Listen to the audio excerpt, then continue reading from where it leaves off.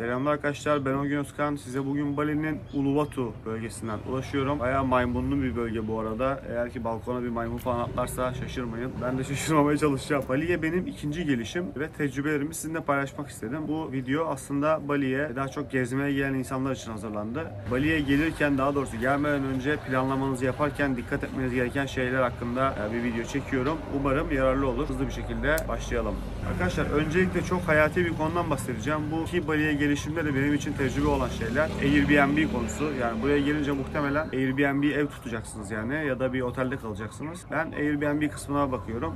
Otel kısmını sonra konuşuruz. Öncelikle Airbnb'de şöyle bir durum söz konusu arkadaşlar. Birincisi, bu ilk tecrübem, Bali'ye ilk gelişimdeki tecrübeydi. Özellikle Canggu bölgesinde çok fazla inşaat var ve inşaatlar aşırı ses yapıyorlar. İnşaata yakın bir yerde kalmak istemezsiniz, onu söyleyebilirim. Yani ev çok güzeldir, efsanedir ama deli gibi inşaat yiyorsunuzdur, inşaat sesi yiyorsunuzdur. Kesinlikle tercih edeceğiniz bir şey değil. Çok dikkat edin. Yorumlar da güzel olabilir. Yüzlerce yorum da güzel olabilir. Ev kötü olabilir. Ben bunu tecrübe ettim. Özellikle bu kalışımda şöyle bir tecrübe ettim. İnşaat problemi yoktu ama Seşeh bölgesindeydim. Seşeh bölgesinde ev tutmuştum. Yorumlarına baktım. Çok iyiydi. Allah'ım şöyle güzel, böyle güzel, böyle iyi, Max şöyle iyi falan. Arkadaşlar, yorumlar çok muhtemel satın alınmış. Onu ben size söyleyeyim. Yani e-ticaretinde, daha doğrusu internetten alışveriş yapmanın da kötü yanı bu. Şöyle söyleyeyim. Müthiş ev, temizliği, her yere yakındı. Oydu buydu ama pis bir eve girdik ve evde bir dakika bile kalmak istemedik. Ya baktım, ben dedim nerede hata yaptım, bir yorumlara bakayım vesaire. Yorumlar da çok iyi. Herkes iyi yorum yapmış. Sadece birkaç kişi böyle benim tarzımda yorum yapmışlar ama genel olarak adamın 4,5 yıldızı var neredeyse. Airbnb aldatıcı, ben size bunu söyleyeyim. Özellikle bu Balililer şeyi çok iyi çözmüşler. Fotoğraf çekme işini. Yani ben tuttuğum evi böyle devasa bir ev gibi düşünmüştüm ama gayet ufak bir evdi ve gayet kirli bir evdi. Yeri de böyle çok iyi değildi. Köyün arasında tavuk sesleri falan geliyordu. Hoş, ben severim tavuk seslerini ama siz sevmeyebilirsiniz sonuçta. Herkes tatile geldiğinde ya da Bali'ye geldiğinde tavuk sesi duymak istemeyebilir.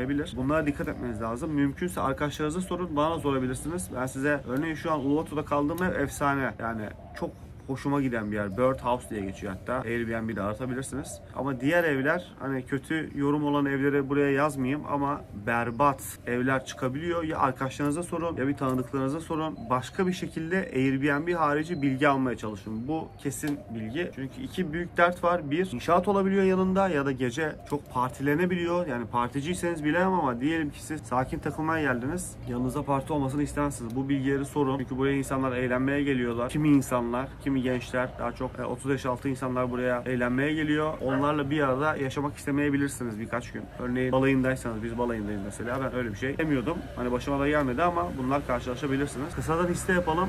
Ya arkadaşınıza sorun, ya gelin bana sorun, birine sorun. Ama Airbnb'ye sadece sakın güvenmeyin. Arkadaşlar, şimdi tatilinizin ne şekilde olduğuyla alakalı size bir ulaşım stratejisi belirlemek istiyorum. Biz mesela Ubud, Uluwatu, Canggu arasında, hatta sırf o da değil, Bali'nin doğusuna da gittik bir gün. Oradaki temple'ları gezmek için bayağı bir yol yaptık, öyle söyleyeyim yani. Hatta hep yorgun döndük eve. Siz nasıl bir gezi planınız varsa ona göre ayarlayın. Ben ne yaptım? Ben direkt bir şoför ayarladım. Sabah buraya geliyor. Onda bizi alıyor. Akşama kadar dolanıyor. Aynı zamanda bize rehberlik ediyordu ya. Adam durmadan sağda solda ne olduğunu anlatıyor. Yani hani Balinese kültürünü adamla öğrendim diyebilirim. Adamla zaten arkadaş gibi olduk. Çok uzun yollar yaptık. Bali zaten tabii bir ada ama örneğin bir noktadan bir noktaya zaten çok yavaş da gidebiliyorsun. Çünkü altyapısı çok iyi değil. 2 saat, 2,5 saat, 3 saat yol yaptığımız oldu. Bazı tapınaklara varmak için. Çünkü tapınak bölgesinde kalmayacaksınızdır doğuda. Siz örneğin Canggu'da kalacaksınızdır. 2,5 saat yolunuz var oradan. Motorla da gidebilirsiniz. Kendiniz de gidebilirsiniz. Çok yorucu olur diye düşünüyorum. Çünkü yollar da kötü. İn bin bilemedim yani. Ben asla yapmazdım. Eğer benimki gibi bir gezi planınız varsa araba kiralamanızı öneririm. Adamı sabahtan akşama kadar yanınızda tutmanızı öneririm. Zaten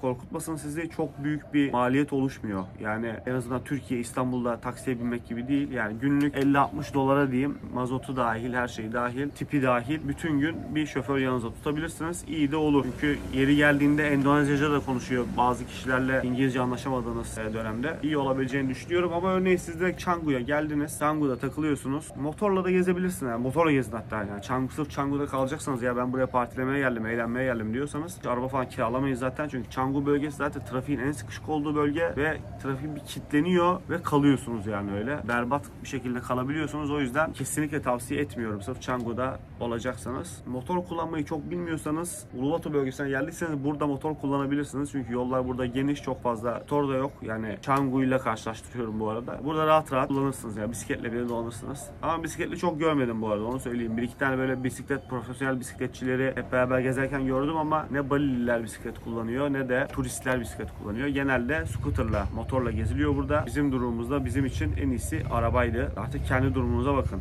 Hangi bölge en güzel? Arkadaşlar bu tabii kişiden kişiye değişir. Yine sizin yaşınızla alakalı, hayattan ne beklediğinizle, tatilinizden ne beklediğinizle alakalı olarak değişecektir. Benim şu ana kadar tecrübe ettiğim en iyi bölge, yani Ubud'da kaldığım özel bir oteli hariç tutarak, çünkü orası zaten cennet gibi bir yerdi yani. Ama oteli hariç tutuyorum. Şehir olarak baktığımız zaman Uluwatu bölgesini ben en çok hem ilk gelişimde hem şimdi ilk gelişimde sevdim. Yani ben mesela Cemagi bölgesinde Canggu'nun yanında bir yatırım yapmıştım ortaklarla birlikte. Şeyi düşünüyorum ya, tamam belki orası daha karlı olabilir ama Uluwatu'yu çok sevdim ya. İçinde bulduğum o evi bile böyle acaba alabilir miyim diye böyle bakınıyorum. Öyle bir ihtimal olabilir mi diye. Benim en sevdiğim bölge Uluwatu bölgesi oldu. Örneğin Türklerle karşılaştım Ubud'da. Hatta hemşehrilerim çıktı ya, Bornovalılarmış. Onlarla karşılaştım. Onlarla sohbet ederken Ubud bölgesini çok sevdiklerini söylediler. Çok tatlıydılar bu arada. Ubud çünkü çok bence yoğun, spiritüel bir yer yani. Öyle söyleyeyim. Yani Uluwatu da biraz öyle ama Canggu kesinlikle değil bu arada. Ama Ubud bilmiyorum, çok özel bir yer. Ubud dancers, işte dansçıları, oradaki şelale, nehir, akan nehir, o güzel, çok yoğun bir yer olduğunu düşünüyorum ben Ubud'un. Ama kişiden kişiye dediğimiz gibi değişir. Oradaki işte Türk kardeşlerimiz diyeyim, Ubud'u en çok sevmişlerdi. Benim burada işte ortaklar Canggu'dan çıkmıyorlar. Çok seviyorlar orayı. Ben Uluwatu'cuyum. Yaşa olarak baktığımız zaman da şöyle söyleyeyim. Yani bence yine 20'li yaşlar Canggu bölgesi. Çünkü partiliyorsun, çok güzel yemekler var, insanlarla çok güzel tanışabilirsin. Surf yapabilirsin. Burada da hoş, çok güzel surf yaparsın da. Tercihlerle alakalı diyelim. Bu konuyu da burada aslında kapatalım. Renkler ve zevkler tartışılmaz derler. Bir bölge daha vardı bu arada. O da aklıma gelirse aşağıda yazarım.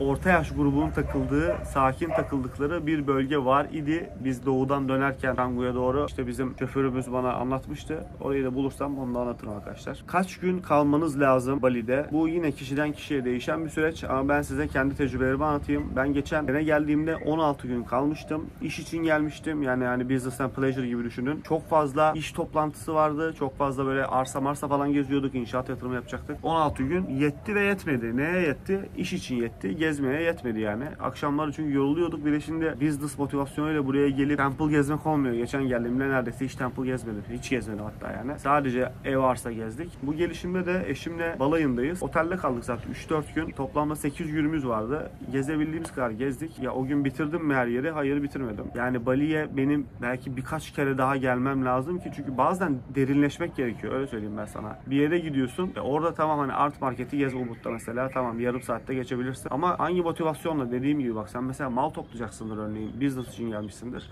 Orada toplantılar yapman lazım. Birisiyle karşılaşıyorsun. 1 saat boyunca konuşuyorsun yani. Günde geçiveriyor. Ya da bir temple gezeceksen 2-3 saat sürüyor işte. Dedim Canggu'dan oraya doğru. Orada mesela hani temple'lar ve tapınaklar ve şelaleleri gezeceksin mesela. Zaman yani bunların hepsi. Öyle de bakabilirsin. Ya da Bali'nin dışında adalar var. Oraları gezmen lazım. Ya da Bali'de kısaca mesela şöyle söyleyeyim. Çok fazla yapacak şey var. Her kişinin ne arıyorsa bulabileceği şeyler var. Bunu böyle söyleyebilirim. Ben 16 gün kaldığımda da yetti yetmedi. Şimdi 8 gün kaldım. Bu akşam dönüyoruz. Yine yetti yetmedi. Yine birkaç kere daha buraya gelmem gerektiğini düşünüyorum. Hem keşfetmek için hem de işim için. Bali'de nereleri gezebilirsiniz? Arkadaşlar tapınakları bence gezin. Besaki Temple ilgimi çekti. Hatta oraya 21 Mart'ta Ekinoks zamanında tüm Endonezya'dan, hatta Hindu dünyasından insanlar geliyormuş. Çok önemli bir tapınak. Besaki Temple'ına kesin gidin. Gate of Heaven, Tempuyang Temple var. Orada fotoğraf çekilmek için gidiyorsunuz yani en basit anlamıyla. Çok efsane bir fotoğraf ortaya çıkıyor. Size de gösterdim. Tabii fotoğraftaki gibi değil. Gerçek çok daha farklı ama yine de gidin, zevkli oluyor. Sadece bekleyeceksiniz ama ben mesela beklemekten çok korktum. Hatta işte eşim zorlar diye düşünüyordum. Ben böyle gidip görüp ineyim diyordum. Ama gittiğiniz zaman şöyle bir şey oluyor arkadaşlar. 2-3 saat bekleme süresi bile olabiliyor ama bekleyebiliyorsunuz. Niye biliyor musunuz? Çünkü sırada ayakta böyle durmuyorsunuz yani. Orada yerde oturuyorsunuz. Ben aldım bir ama, anladın mı? Öyle muhabbet, sohbet, video izledim vesaire. 1 saat boyunca beklemişler. Sıkıldık mı? Biraz sıkıldık. 1,5 saatten sonra gerçekten baymaya başladık. Ama insanları izlemek zevkli oluyor. Bir de gelmişken diyorsun tepeye çıkıyorsun yani. Fotoğraf çekileyim diyorsun. Aldım içtim birayı. Dışarıda market var. Biliyorsunuz buradaki tapınaklarda öyle birayla Bale girmek ya da kumar bile oynayabiliyorsunuz yani. Öyle istiyorsan orada oyun oyna yani. Geçti. Size de tavsiye ederim. Oraya gidip bir fotoğraf alabilirsiniz. Almayabilirsiniz. Çok böyle hayatınızda bir şey değişmez ama güzel bir foto Instagram'a atarsınız işte. Monkey Forest'a bence kesin gidin. Maymun ormanına kesin gidin. Ama maymunlardan korkuyorsanız çok gitmeyin bu arada. Ben mesela eşimle birlikte gittim. Eşim biraz çekiniyordu. Hızlı dolaşmak zorunda kaldı ve kız korktu yani. Maymundan korkuyorsanız gitmeyin. Size zarar vereceğini düşünüyorsanız gitmeyin. Ama düşünmüyorsanız ki ben maymunları çok seviyorum yani. Ki böyle şey değilim yani. Maymunlarla böyle haşır neşir değilim sonuçta. Ama zaten darlamıyorlar yani. Öyle yürüyorsun, geçiyorsun. Ben maymun tapınağı çok sevdim. Maymun tapınağının yanında daha önemli bir şey var arkadaşlar. Onu da tabii ki yine Vishnu'dan öğreniyorum, bizim şoförümüzden. O tapınağın başında Shiva tapınağı varmış. Shiva da bunların en büyük tanrısı gibi düşünün. Tanrılar tanrısı Zeus gibi düşünün yani. O yüzden çok fazla arkadaşlar, ki benim aşırı ilgimi çeken bir konu bu. Çok fazla heykel var. İşte Balinese heykeller, işte şeytani heykeller, işte böyle gülen heykeller, enteresan böyle koruyucular, eşik bekçileri falan. Hepsine ben böyle tek tek bakmaya çalıştım. Hepsini videosunu da çektim zaten. Birkaç tane buraya koyayım hatta. Şöyle söyleyeyim, benim çok ilgimi çekti. Maymunlar ilgimi çekti ama o heykeller daha çok ilgimi çekti. Öyle söyleyebilirim. Tapınak girişleri vesaire. Hele böyle bu konuları seviyorsanız, böyle ezoterizm falan konularını ben çok severim. İlgileniyorsanız kesinlikle ama kesinlikle Monkey Forest'a gitmenizi tavsiye ediyorum. Arkadaşlar daha birçok gezilecek yer var ama bu gezi vlogu değil. Bakabilirsiniz. Çok fazla yer var. Yani ben size söyleyeyim, belki 50-100 tane yer görmeniz gerekir Bali'de. Öyle söyleyebilirim. Hepsi ufak ama gidiyorsun, görüyorsun, çıkıyorsun yani, bazıları, çoğu. Şeye bakın. Siz de artık kendi şeyinize bakın. Size de yorumlarda yazın hatta, bak ben şuraya gittim, burayı niye söylemedim diye. Arkadaşlar benim Bali'yi en çok sevme özelliklerinden bir tanesi, hatta en sevdiğim olabilir. Bence insanların da buraya gelme sebebi şu: Bali insanları çok iyiler arkadaşlar. Çok iyiler. Gerçekten mutlular. Hani mutlu gibi davranmıyorlar. Amerikalılar gibi. Gerçekten mutlular. Çok fazla varlık sahibi gibi de görünmüyorlar. Eminim çok zenginleri de var bu arada. Toprak zenginleri vesaire. Ama ben karşılaştığım garsonlardan, valelerden, insanlardan halktan bahsediyorum. Karşıma çıkan halktan bahsediyorum. Güler yüzlüler. Her zaman sana selam veriyorlar. Yüzüne baktığın gibi gülüyorlar. Her zaman zaten şu hareketi görebiliyorsun. Sen de onlara yapıyorsun. Rimakase diyorsun. Çok teşekkür ederim diyorsun. Şöyle ki insanları çok iyi arkadaşlar. Çok saflar. Umarım bozulmazlar. Çünkü buraya kapitalizm bomba gelmiş. Yani Starbucks'ta gelmiş zaten. Starbucks'ta yoktu eskiden. Bir sene önce geldiğimde KFC, Burger hepsini gördüm. Yani kapitalizm buraya iyiden iyiye sızmaya başladığını görebiliyorsunuz. Ama insanlar çok iyi arkadaşlar. Bu da size onlara karşı biraz da böyle, ne diyeyim ben size, kendinizi kötü hissediyorsunuz yani. Çünkü diyorsun ya, önce diyorsun ki ya kardeşim bu ya bana dalga geçiyor, tip koparmaya çalışıyor ya da gerçekten böyle. Ben iki gelişimden sonra bunu rahat bir şekilde söyleyebilirim. Bu adamlar böyleler. Bunu gelince anlayabilirsiniz. Çünkü buranın doğasına da karışınca, burada yürüyünce videolarda anlayabileceğiniz bir şey değil. Kesinlikle buraya gelmenizi zaten tavsiye ediyorum. İnsanları beni çok etkiliyor. Onların saflıkları diyeyim. Umarım bozulmazlar. Umarım böyle kalırlar diyeyim. Bunun herhalde inanç sistemleriyle alakalı olduğunu düşünüyorum. Ama buranın da özel bir havası var bence. Burası özel bir yer. Bali öyle gelişi güzel bir yer değil. Görüşlerimi bu şekilde sonlandırayım arkadaşlar. Size bir de son bir tavsiyem olacak. Buraya gelmeden, eğer ki ilgiliyseniz, ben ilgiliyim ama işten güçten biraz da tembellikten yapamadım. Hindu mitolojisini biraz araştırın. Ben buradayken araştırma fırsatı buluyorum. Ama biraz daha bilip buraya gelmek. Örneğin bunların maymunları var. Hanuman. Onu bir anla bak. Niye o orada? Niye böyle duruyor? Niye tüm tiyatrolarında var vesaire? Çok keyifli olacağını düşünüyorum. Bu da mitoloji severler, tarih severler için ya da Bali'de bu tarz bir motivasyonla gelen insanlar için önemli olur. Bilmeseniz de olur. Kişiden kişiye değişir. Son tavsiyem bu olsun. Ben de hatta kendime de veriyorum bu tavsiyeyi. Bir daha buraya geldiğimde artık bu sefer biraz daha araştırmış olayım. Arkadaşlar uzatmayalım. Beni dinlediğiniz için teşekkür ederim. Eğer ki videomu beğendiyseniz ve yararlı bulduysanız lütfen likelamayı unutmayın. Beni ayrıca takibe almanızı tavsiye ederim. Rica ederim. Teşekkürler arkadaşlar. Bilim, bilgi ve birlik ile bizimle kalın. Hoşça kalın efendim.